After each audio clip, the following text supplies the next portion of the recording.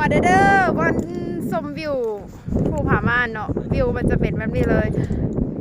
งามลมพัดเย็นเย็น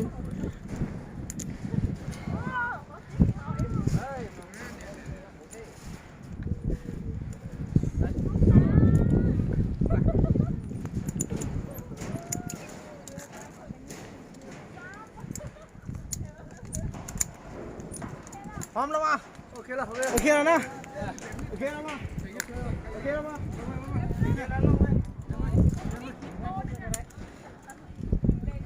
บางคนกำลังขึ้นมาเนาะอันนี้คือนางทิพย์ที่แบบว่าบ่เคยหยาดอีหยังแต่ว่ามาดิลองแบบความรู้สึกมันดูอีหยังย่างคือเป็นจังซั่นย่างดีๆเลยก็เหี่ยวสิเหี่ยแล้วตอนนี้นะเอาเขาออกมากินวันนี้ค่ะฮอนเอาเขาออกมากินอยู่นี่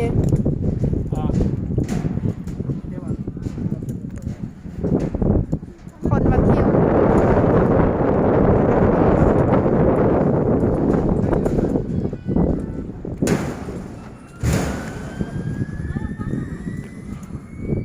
งามแห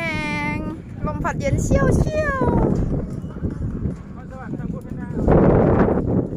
โคตรงามเลย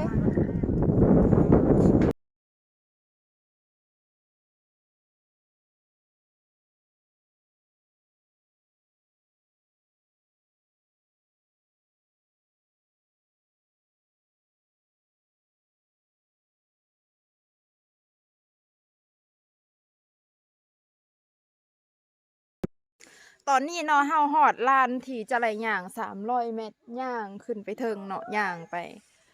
เบิ่งหนทางย่างไปตามลูกศรเพิ่นว่าย่างขึ้นไปตามลูกศรป้าทิพนอแห้งนอเก็บนอกมานำบ่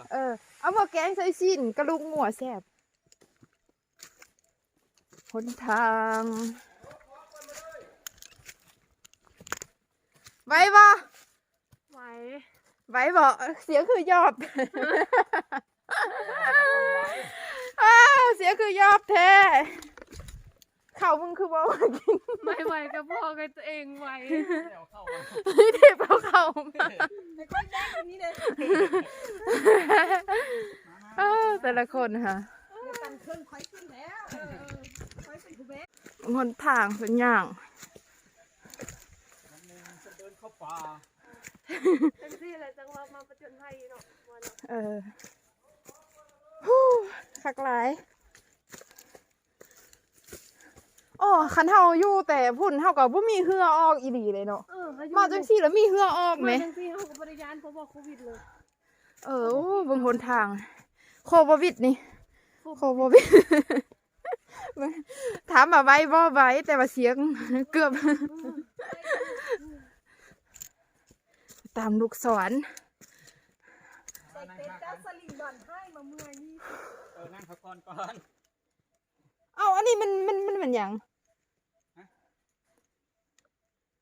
ต้นไม้กับที่เครือน่ะบ่มันมีมากอีหยังแหลมๆมักบกเนาะมักบกอีหลีอะไรนี่แกนมักบกวะแกนมักบกโอ้แกนมักบกไปขายบ่โล5,000 กีบบักเลยล่ะอันนี้ก็เมื่อยอันนี้ก็ไว้อยู่แต่ว่าสีหน้าสีใดที่อย่างปลา300 เมตรแป๊บเดียวหอด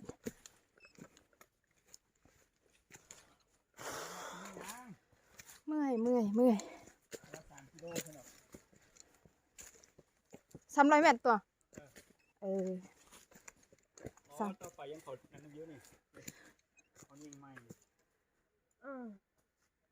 สายสลิงเขาน่าจะเฮ็ดสลิงอีกเนาะ